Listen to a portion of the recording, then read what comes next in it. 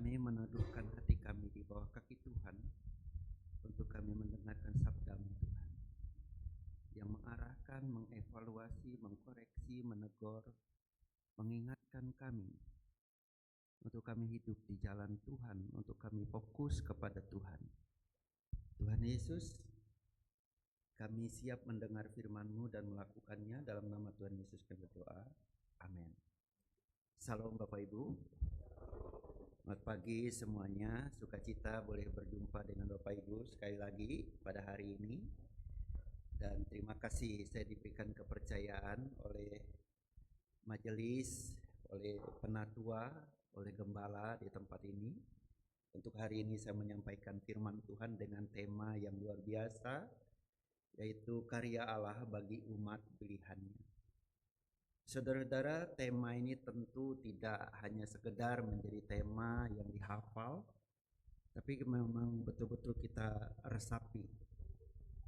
Karena karya Allah bagi umat pilihannya tidak sedikit juga umat Tuhan yang meragukan apakah Allah masih berkarya, masih bekerja sampai saat ini. Situasi ini sering kita alami ketika kita menghadapi masalah yang berat. Ketika kita menghadapi persoalan yang tidak gampang, ketika persoalan datang bertubi-tubi masuk di dalam hidup kita, kita bertanya, apa masih Tuhan berkarya ya? Apa Tuhan itu masih bekerja atau tidak?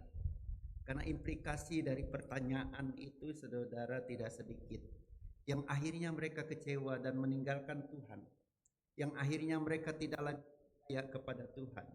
Yang akhirnya mereka tidak mau lagi terlibat dalam pelayanan, yang akhirnya mereka tidak mau lagi beribadah kepada Tuhan. Akibat dari pertanyaan apakah Tuhan masih berkarya ketika kita itu menghadapi masalah. Ketika sakit yang tidak tersembuhkan berlarut-larut. Ketika kita menghadapi pekerjaan yang sulit, kayaknya sulit keluar dari masalah. Dan kita berkata, there is no God. Tidak ada Tuhan. Satu hari saudara di New York, di kota New York Amerika, ada New York Times membuat baliho, saudara, dari satu majalah New York Times ditampilkan ada seorang ibu yang kurus kering dari ibu Afrika, Ethiopia, pada saat dilanda kelaparan.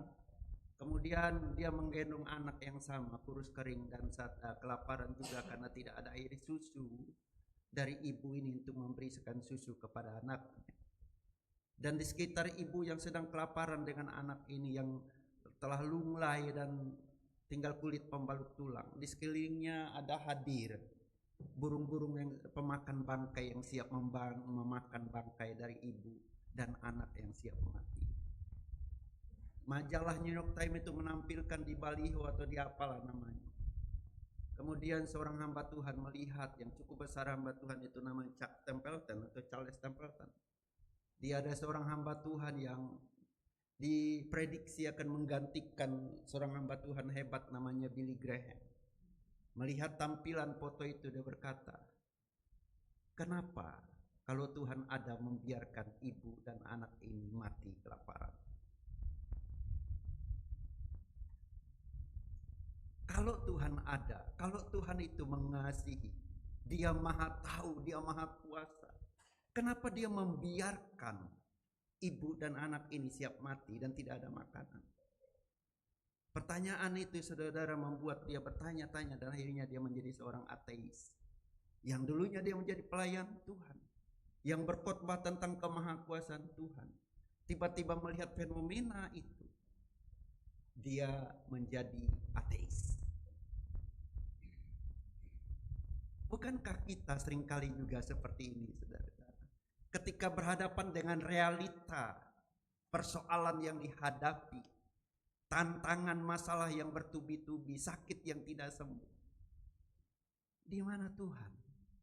Padahal saya sudah setia melayani, saya sudah setia beribadah, saya sudah setia memberikan persembahan, saya sudah setia memberi dalam untuk pembangunan gereja.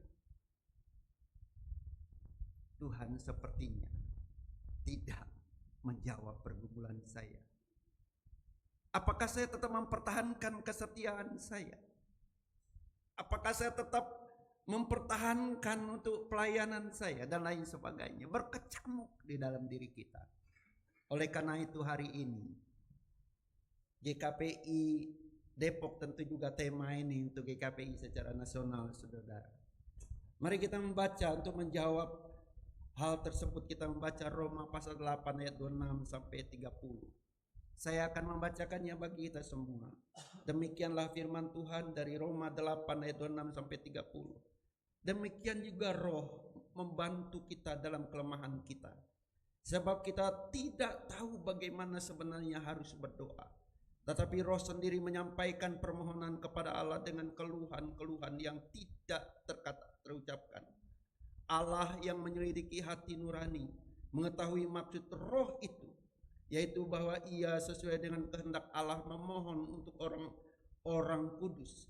Kita tahu bahwa dia turut bekerja dalam segala sesuatu demi kebaikan orang-orang yang mengasihi Allah, yaitu mereka yang terpanggil sesuai dengan rencananya. Sebab semua orang yang dipilihnya dari semula, mereka juga yang ditentukannya dari semula, untuk menjadi serupa dengan gambar anaknya, supaya ia anaknya itu menjadi yang sulung di antara banyak saudara. Mereka yang ditentukannya dari semula, mereka itu juga yang dipanggilnya. Mereka yang dipanggilnya, mereka itu juga yang dibenarkannya. Mereka yang dibenarkannya, mereka itu juga yang dimuliakannya. Berbahagialah setiap kita yang membaca, merenungkan, menyimpan dan melakukan firman Tuhan dalam kehidupan kita sehari-hari. Bapak Ibu Saudara yang dikasihi oleh Tuhan,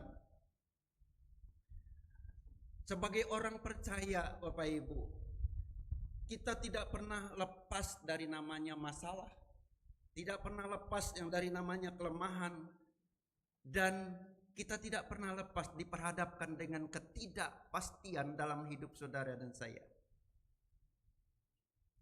Kita mengalami kelemahan, kita nggak tahu atas segala sesuatu. Kita mengalami kelemahan karena dunia ini memang tempat penderitaan. Dunia bukan tujuan kita. Dunia memang menghadirkan segala sesuatu yang membuat kita ini menjerit, kata Roma pasal 8. Pasal 8 sebelumnya bicara tentang banyak makhluk mengeluh, menderita. Bukan hanya kita, termasuk binatang pun mengeluh karena penderitaan, karena permasalahan, belum lagi diperhadapkan dengan ketidakpastian. Saudara-saudara, beberapa waktu yang lalu saya direncanakan diajak oleh beberapa orang untuk pergi ke Israel.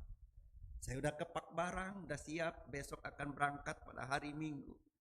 Tiba-tiba malam Minggu Amerika nyerang, Israel dan Amerika nyerang Iran. Bulan Maret. Di akhir bulan Februari, menjelang bulan Maret. Saya tanggal 2 Maret harus berangkat. Udah siap-siap. Dan akhirnya dibatalkan. Tidak jadi pergi. Dikejutkan. Tidak ada yang pasti.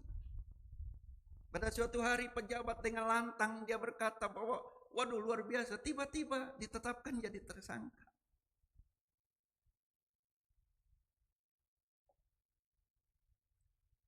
Ada orang yang suatu saat saudara orang kaya tiba-tiba divonis, dia ditangkap, dicurigai saudara, ditersangkakan karena korupsi timah 310 miliar. Yang awalnya luar biasa. Tidak ada yang pasti. Anda kalau 310 miliar itu, kalau gaji satu hari 1 miliar, 350 tahun kerjanya. Kalau gaji 1 miliar satu hari. Ada yang gaji 1 miliar satu hari? 350 tahun loh gajinya. Dapatnya 310 miliar.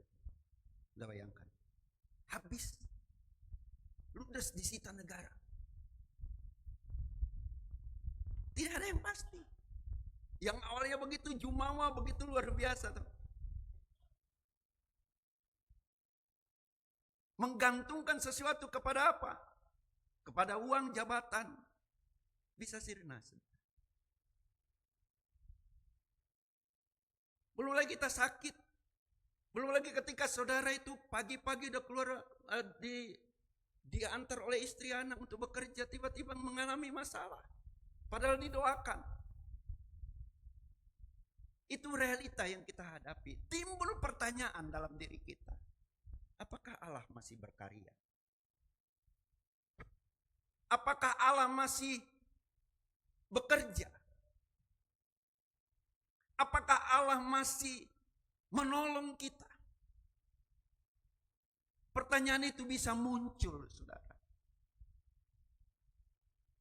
Bahkan seperti Nabi Habakuk itu berdoa, Tuhan, berapa lama lagi kami berteriak dan Engkau tidak dengar?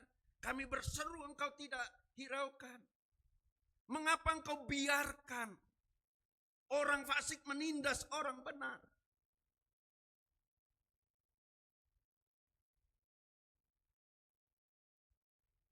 Pemazmur juga berkata di dalam Mazmur 73, kenapa Tuhan? Orang fasik itu gemuk-gemuk, kayak nggak ada kegelisahan, nggak ada masalah dalam hidup mereka. Mereka bergembira, mereka bertanya, di mana Tuhan?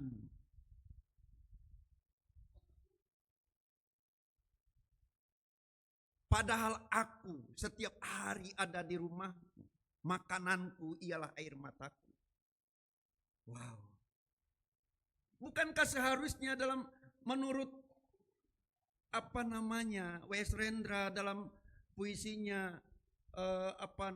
makna sebuah titipan. Seharusnya kalau aku rajin beribadah, penderitaan jauh daripadaku. Kalau aku rajin memberi persembahan, aku tidak menghadapi masalah. Karena kita berhitung secara matematis dengan Tuhan. Kalau kau ibadah, aku kebal dari masalah. Kalau aku melayani Tuhan, masalah tidak pernah akan bisa menghampiriku. Itulah hitungan matematis kita dengan Tuhan. Tapi Tuhan tidak bekerja seperti itu, saudara. Tuhan kita, dia bukan Tuhan yang diatur oleh saudara. Kalau Anda membaca makna sebuah titipan dari puisinya W.S. Rendra, kita seringkali dengan Tuhan itu seperti matematik. Apakah doa saya masih dengar Tuhan? Apakah kalau saya menderita, penderitaan itu memiliki tujuan yang baik?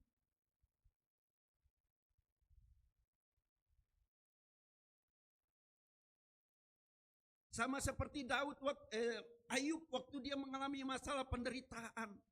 Dia protes kepada Tuhan. Tuhan, kenapa aku menderita? Aku rajin beribadah, mempersembahkan korban tiap sore buat anakku. Tapi justru malah petaka yang aku alami. Tapi Ayub, Tuhan datang menghampiri dia dan berkata, Ayub, kamu berdiri sebagai laki-laki. Ayo kita berargumentasi, berdebat. Kamu berdiri sebagai laki-laki. Silakan engkau protes kepadaku. Tuhan yang memberikan pertanyaan-pertanyaan gampang tapi nggak mudah dijawab. Yuk, waktu aku meletakkan dasar bumi, engkau di mana?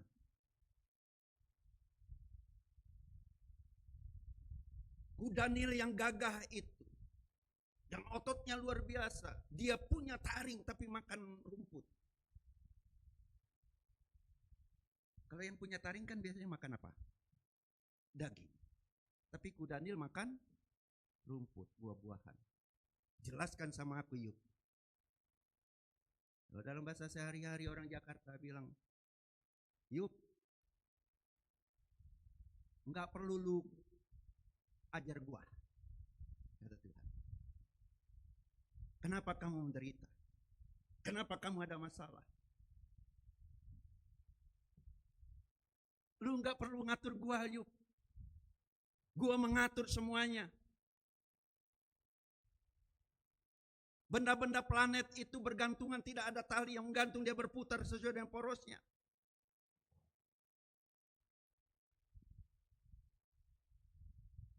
Bukankah kita seringkali juga sama seperti Ayub, mencoba untuk mengatur Tuhan? Tuhan harus begini, harus begini, harus begini. pertanyaannya ketika kita menghadapi masalah persoalan, apakah punya tujuan? Pasti ada tujuan. Roma 8 ayat 6 sampai 30 memberikan salah satu jaminan terbesar dalam Alkitab bahwa Allah tidak pernah berhenti bekerja bagi umat pilihannya. Amin. Allah tidak pernah berhenti bekerja bagi saudara dan saya. Walaupun kita seringkali menilai Allah terlambat karena pergumulan kesesakan yang kita alami, tapi Allah tidak pernah berhenti bekerja bagi kita. Buktinya apa, saudara? Mari kita melihat poin-poin yang akan saya sampaikan. Yang pertama, Roma 8 ayat 26 sampai 27. Dikatakan jelas di situ, demikian juga Roh membantu kita dalam kelemahan kita. Sebab kita tidak tahu bagaimana sebenarnya harus berdoa, tapi Roh sendiri menyampaikan permohonan kepada Allah dengan keluhan-keluhan yang tidak terucapkan. Yang pertama, saudara, Allah menolong kita melalui Roh-Nya. Kita terbatas dalam segala hal. Mungkin saking beratnya persoalan kita, lidah kita keluh, mulut kita terkatup untuk mengucapkan kata-kata yang sulit kita ucapkan. Hanya ada di hati kita menjerit, Tuhan, berat sekali persoalanku ini. Kita mencucurkan air mata. Tapi jaminan Allah, walaupun Anda terbatas dalam kata-kata, tidak terucap karena beratnya penderitaan, Roh Kudus membantu kita dalam berdoa. Amin. Dia menolong saudara. Yesus berkata, aku tidak akan membiarkan kamu yatim piatu, tapi akan mengutus seorang penolong kepadamu. Dan janji itu ditepati, saudara. Di dalam Ibrani pasal 13 ayat 5 dan 6 berkata, aku sekali-kali tidak akan meninggalkan engkau. Aku sekali-kali tidak akan membiarkan engkau. Matius 28 ayat 20 berkata, aku menyertai engkau senantiasa sampai kesudahan akhir zaman. Itu jaminan Tuhan bagi saudara dan saya. Kalau Anda menghadapi penderitaan saat ini, permasalahan, jangan takut, jangan gentar, jangan kecut hatimu, karena Tuhan menyertaimu. Dia yang lebih besar dari apapun juga menyertai kita. Jangan gentar. Dunia memang bukan bersahabat dengan saudara. Dunia membenci engkau. Yesus berkata, aku mengutus engkau seperti domba di tengah-tengah serigala. Berarti kita akan berhadapan dengan banyak persoalan. Tapi dia gembala yang baik, menyertaimu. Roh Kudus ditempatkan di dalam dirimu. Apa saja kelemahan kita, saudara? Keterbatasan manusia kita sulit memahami keadaan. Dan bukan saudara saja yang sulit. Bahkan Nabi Habakuk, pemazmur pun sulit memahami. Mereka yang terkenal luar biasa itu. Tapi apa jawaban daripada Mazmur 73 di akhir? Sekalipun dagingku dan hatiku habis lenyap, bagianku ialah tetap Allah selama-lamanya. Nabi Habakuk di pasal 3 dia berkata, sekalipun pohon ara tidak berbuah, pohon zaitun mengecewakan, kambing domba terhalau dari kandang, aku tetap mau beria-ria di dalam Tuhan. Sekalipun saudara menghadapi masalah, Allah terus bekerja, tetap layanilah dia. Amin. Tetap beribadah, tetap setia.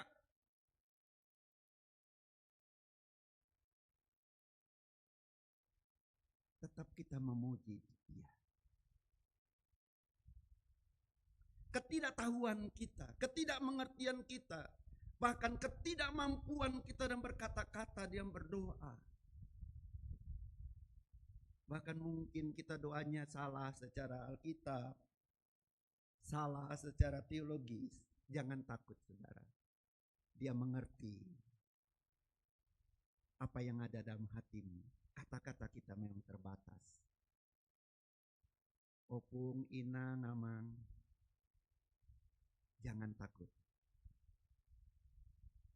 Mungkin engkau berkata, aku tidak bisa berdoa dengan kata-kata indah. Tapi Tuhan mengenal hatimu.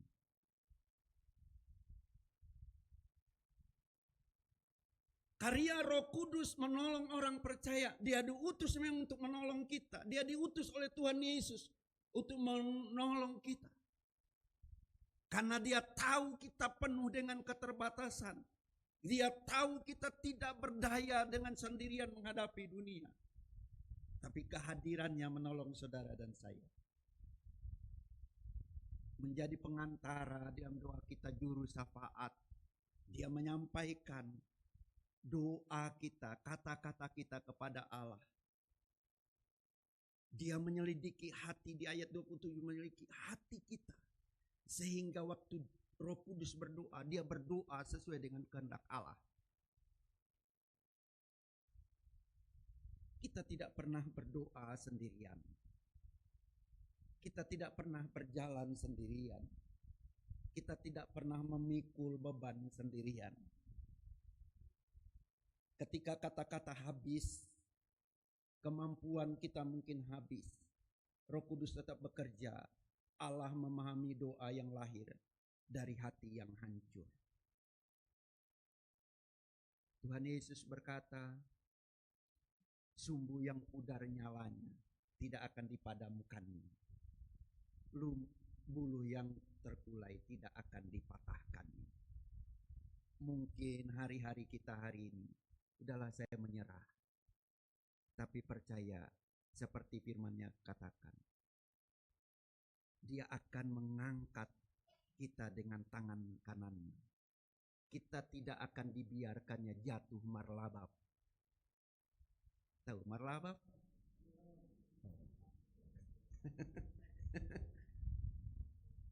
Kalau pepaya busuk itu marlabab jatuh kan hancur kali.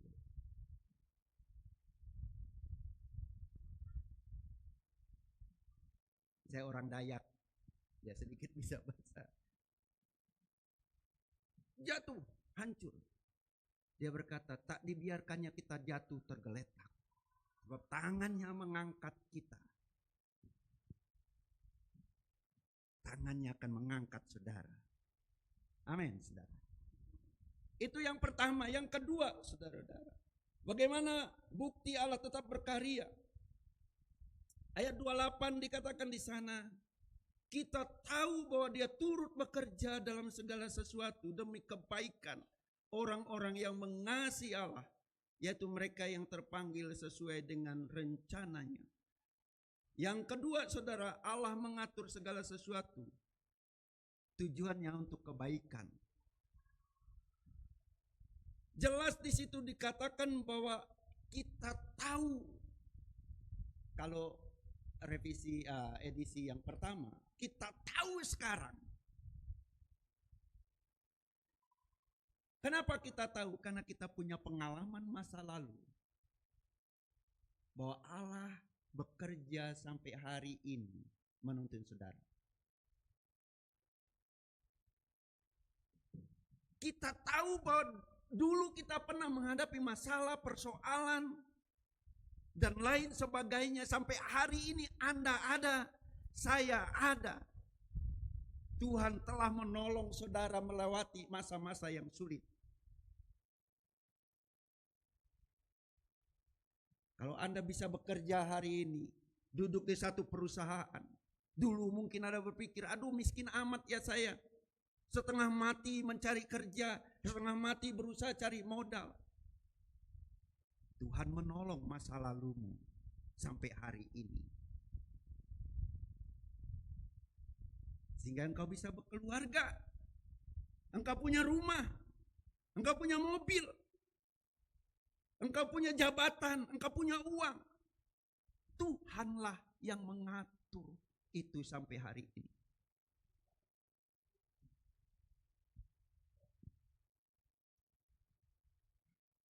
Pengetahuan kita bisa ada sampai hari ini. Oleh karena apa? Tuhan melewatkan kita dalam masa-masa yang sulit. Yesus berkata, Siapa di antara kamu karena khawatir bisa menambahkan umurnya sehasta saja? Nggak ada. Kekhawatiranmu tidak bisa mengatasi masalah. Ketakutanmu tidak bisa menutupi masalah.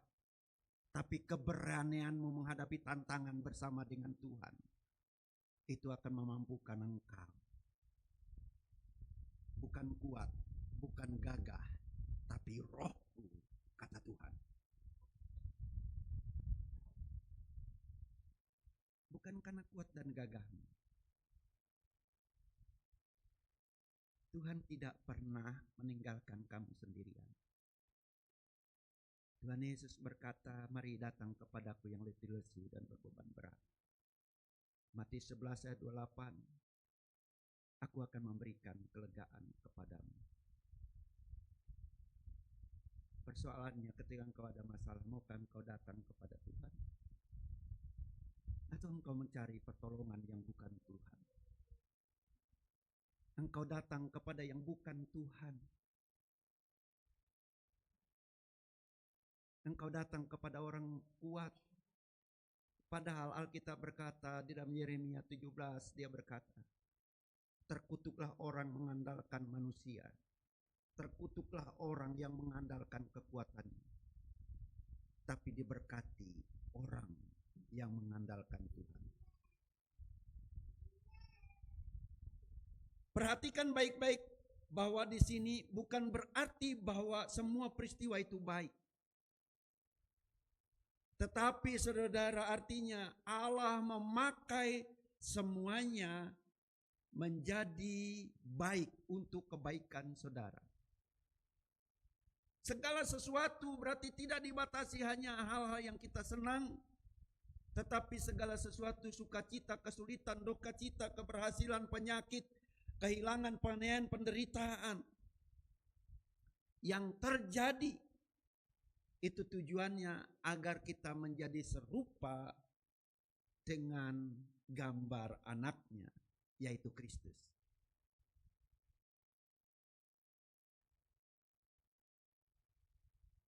Kita sering mendengar seorang pelaut yang hebat adalah mereka yang sudah biasa menghadapi badai yang dahsyat. Ketika kita menghadapi masalah, sama seperti burung Raja Wali melatih anak-anaknya. Saudara, burung Raja Wali melatih anak-anak beda dengan burung lainnya. Ketika anak-anaknya mulai tumbuh bulu di sayapnya, dia tarik ke atas, anaknya dijatuhkan. Mungkin anaknya itu berteriak, dijatuhkan, nanti hampir mencapai tanah atau bebatuan, baru dia ambil lagi. Anaknya ketakutan. Tujuan dari burung Raja Wali apa? Supaya sayap dari anak-anaknya itu menjadi kuat untuk menghadapi badai. Di sarangnya juga dia tumbuhkan itu duri-duri di sarangnya supaya anaknya tidak merasa nyaman. Comfort zone. Supaya anak-anaknya itu pingin cepat-cepat keluar dari situ dan melatih sayapnya. Demikian juga cara Allah melatih kita. Kita seringkali diperhadapkan dengan persoalan masalah supaya kita menjadi serupa dengan Yesus Kristus. Orang pilihan tidak hidup berdasarkan kebetulan. Tidak ada peristiwa kebetulan dalam hidup kita. Tetapi berada di bawah pemeliharaan Allah. Kita tidak ada di dalam hidup kita ini kebetulan, tapi Tuhan merangkainya menjadi satu cerita yang manis dan indah, sehingga kita berkata, jika bukan Tuhan yang membangun rumah, sia-sia orang yang membangunnya. Jika bukan Tuhan yang mengawal kota, sia-sia orang yang berjaga-jaga. Jika bukan Tuhan yang menuntun, memimpin hidup saudara dan saya, we are nothing. Kita bukan apa-apa, tapi karena Tuhan.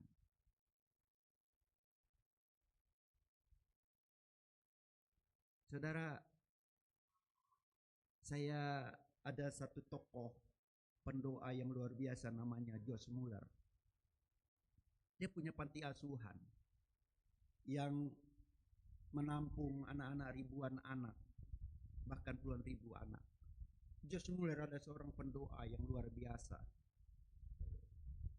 Seringkali dia berhadapan dengan bahwa anak-anak yang ada di panti asuhan itu diperhadapkan dengan ketiadaan makanan. Pagi-pagi mereka harus makan, menghadapi piring-piring kosong. Yang dilakukan oleh George Muller apa? George Muller melakukan, mari kita berdoa. Makan, mereka berdoa, padahal nggak ada makanan di situ, piring masih tertutup. Dia mengajak anak-anak itu berdoa. Selesai berdoa, ada yang menutup pintu, membawa makanan yang cukup untuk mereka sehari itu. Suatu saat George Muller di Kanada, dari pengusaha dan pemerintah Inggris itu tahu dia sedang punya panti asuhan, membawa duit yang cukup banyak untuk pembangunan gedung, untuk memberi makan, tinggal ditambung di bank, kemudian mereka bisa hidup untuk memelihara panti asuhan itu. Cukup banyak uang. Dan George Muller kayak bersuka cita, ini ada orang kirim uang banyak. Bisa pembangunan panti asuhan, bisa disimpan untuk memberi makan anak-anak. Dia udah terima. Ketika dia terima, dia diingatkan, dia bilang, saya masuk kamar dulu untuk berdoa. Akhirnya dia berdoa, setelah keluar doa dia berkata, mohon maaf saya tolak. Saya tidak menerima uang bantuan. Ditanya kenapa? Saya takut. Ketika saya terima ini, saya tidak berdoa lagi dan tidak bergantung kepada Tuhan lagi. Tidak sedikit orang yang seperti George Muller. Dia takut kalau uang itu dia terima, dia tidak lagi berdoa, karena setiap hari, setiap bulan dia bisa ambil depositonya, bunga dari bank itu, dan kemudian memberi makan, dan anak-anak tidak dilatih untuk bergantung kepada Tuhan lagi. Dia tidak dilatih untuk berdoa kepada Tuhan lagi. Mungkin orang berkata dia bodoh. Tapi semua kita tahu, kalau Anda cari George Muller, saudara, dia salah satu pendoa yang luar biasa yang hidup bergantung kepada Tuhan. Bapak Ibu, ya mungkin Anda ada secara ekonomi kuat, tapi bukan berarti bahwa Anda tidak bergantung kepada Tuhan. Semua kita mesti bergantung pada Tuhan. Yang ketiga, kalau yang ketiga, yang terakhir kayaknya udah pada senang, sebentar lagi berakhir. Yang ketiga, Allah menyelesaikan rencana keselamatannya. Roma 8 ayat 29 sampai 30. Di dalam Roma 8 ayat 29 sampai 30, Paulus menjelaskan rantai keselamatan yang tidak dapat diputus. Luar biasa di sana, saudara-saudara. Karya Allah bagi kita menyelesaikan, menyempurnakan keselamatannya bagi saudara dan saya. Kita telah ditetapkan dari semula, dipilih dari semula, dipanggil, dibenarkan, dan dimuliakan. Satu paket yang tidak mungkin gagal. Ini bukan urutan kronologis. Oh, ditetapkan dulu, baru dipanggil. Enggak. Ini satu paket, once for all. Kalau Anda ditetapkan, Anda dipanggil, Anda dipilih, Anda dibenarkan, pasti suatu saat dimuliakan bersama Dia. Walaupun dimuliakan ini not yet. Yang 4 udah already, sudah. Tapi yang kelima, kan kita belum ke surga toh? Belum. Tapi sudah pasti. Setiap kita yang percaya kepada Tuhan Yesus Kristus, harapan kita ke depan itu, kita pasti dimuliakan, berjumpa dengan Tuhan di surga. Nah ini yang diperjuangkan Martin Luther. Martin Luther kan 3 motonya, sola scriptura, sola fide, dan sola gratia. Ini dikerjakan oleh karena anugerah Tuhan. Bukan Keselamatan itu bukan perbuatan saudara, bukan karena Anda baik. Tapi itu anugerah Tuhan karena kasih karunia Tuhan. Bukan karena saya baik, saya rajin ibadah baru saya selamat. Kita sudah diselamatkan baru kita beribadah. Diselamatkan baru melayani. Bukan mau melayani dulu baru selamat, beribadah dulu baru selamat. Itu bukan konsep kekristenan. Allah kita bukan Allah yang seperti lagu. Kalau aku jauh, dia jauh. Kalau aku dekat, dia dekat. Itu bukan Allah kita. Kalau Anda jauh, dia yang cari. Dia mendekatkan dirinya kepada saudara. Tahulah aku jauh, engkau jauh. Tahu lagu itu? Aku dekat, engkau dekat. Itu kan konsep agama-agama dunia, saudara. Tapi Allah kita, dia yang datang dari surga, turun melawat saudara. Itu luar biasa.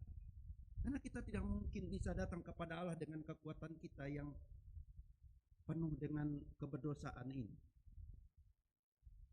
Keselamatan hanya berasal dari Allah. Sola gratia. Keselamatan dipelihara oleh Allah. Keselamatan akan disempurnakan oleh Allah. Maka Paulus dia Roma 11 ayat 36 berkata, sebab segala sesuatu dari dia, oleh dia, dan kepada dia. Bagi dialah kemuliaan sampai selama-lamanya. Keselamatan kita dari dia, dia juga yang sustainer menopang kita, oleh dia, dan kepada dia. Dia juga yang akan menyempurnakan. Dalam bahasa teologi itu saudara, ya pengudusan yang progresif. John Calvin mengatakan itu sebagai perseverance of the saints. Ketekunan orang-orang kudus. Allah lah yang bisa membuat kita menjadi tekun. Bukan kekuatan kita. Tidak ada satupun orang pilihan yang akan gagal mencapai kemuliaan yang telah Allah tetapkan.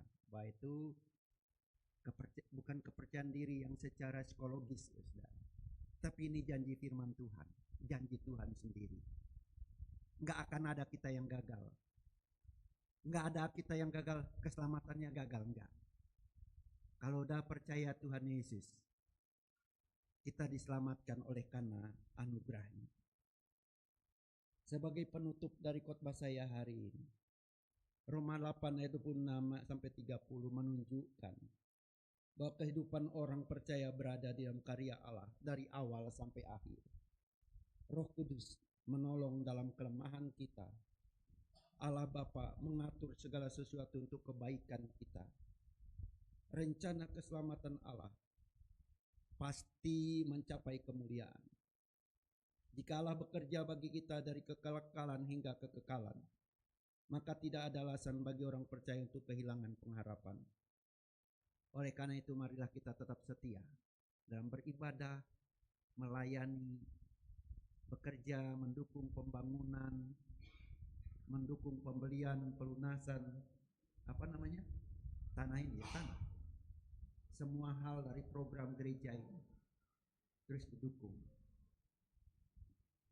Karena Allah sedang berkarya di dalam setiap musim kehidupan kita. Amin.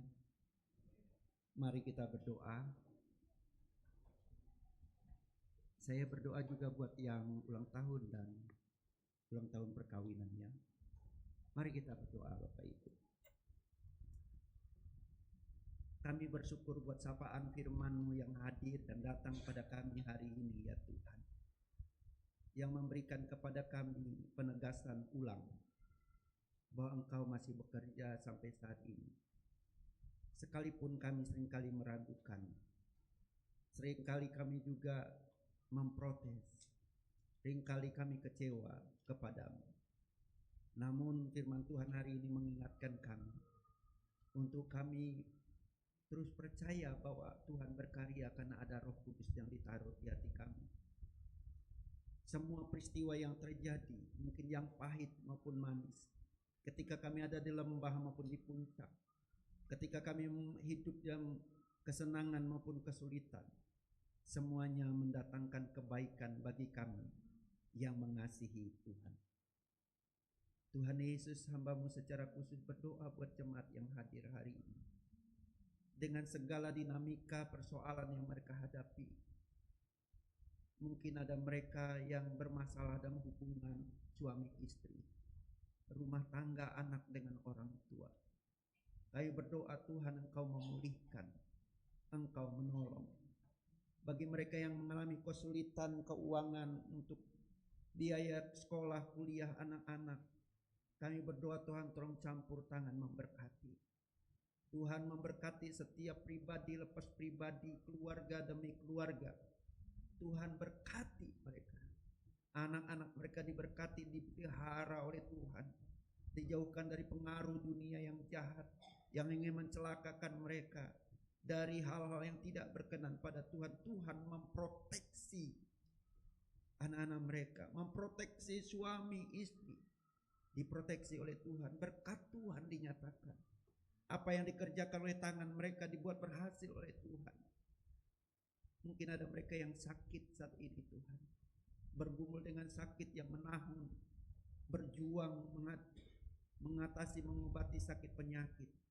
Kami percaya kuasa Tuhan Yesus Kristus tetap sama dulu, sekarang, sampai selama-lamanya. Dan Tuhan Yesus mampu menyembuhkan setiap penyakit kami. Berkati Tuhan, dari mimbar ini hamba-Mu menumpangkan tangan. Berkati pribadi lepas pribadi, bergumul dalam kehidupan. Karena dunia ini memang jahat, tapi kami yakin Tuhan beserta dengan kami, memberikan kekuatan dan tidak pernah meninggalkan kami. Bapa Surgawi, saat ini kami membawa rekan-rekan kami, saudara-saudara kami yang sedang berulang tahun dari tanggal 20 sampai 26 Juli. Kami berdoa buat Bapak Zulkifli Hutagalung, anak Kristabel Natania Simanjuntak, Ibu Adeline Lamtiar Manurun, Bapak Joni Hondo Sitompul, Saudari Sondang Marito Huta Barat, Penatua Juliana Tobing, anak Bian Kaneri Giana Signora Manalu, anak Eleanor Deborah Belvania Silayan, anak Jonathan Daulat Theodor Sitapu. Hamba-Mu menumpangkan tangan atas nama-nama yang tertera ini. Berkati kehidupan mereka masing-masing. Sepanjang tahun dan hari yang mereka telah lewati, Tuhan menyertai. Hari-hari ke depan pun Tuhan akan menyertai mereka. Tuhan jadikan mereka menjadi alat menyatakan kemuliaan Tuhan, menjadi berkat. Kasih karunia Tuhan memampukan mereka untuk melewati hari-hari ke depan, menjadi berkat bagi banyak orang dan memuliakan nama Tuhan. Diberkati Tuhan Yesus nama-nama ini yang berulang tahun. Kami juga berdoa buat yang berulang tahun perkawinan Bapak Victor Saud Hasolwan Lumban Tobing dan Ibu Purnama Hot Nida Sihotan. Berkati pasangan keluarga ini, rumah tangga mereka, perkawinan mereka, anak-anak dan pekerjaan mereka diberkati. Biar perkawinan mereka Kristus hadir, kasih Kristus mengikat mereka, sehingga nama Tuhan dipermuliakan dalam kehidupan pernikahan mereka. Harapan, cita-cita, keinginan mereka, saya berdoa Tuhan akan wujud nyatakan. Dan apa yang sedang digumulkan saat ini, Tuhan tolong campur tangan. Terpujilah nama-Mu Tuhan. Berkat Tuhan atas keluarga ini, di dalam nama Tuhan Yesus. Bapa Surgawi, hamba-Mu telah selesai berbicara, menyampaikan firman. Sesuai dengan janji firman-Mu, firman yang disampaikan, ditaburkan, tidak akan pernah kembali dengan sia-sia. Dia akan mengerjakan dengan kuasanya menurut kehendaknya. Terpujilah nama-Mu. Dalam nama Tuhan Yesus kami berdoa. Amin. Seserah.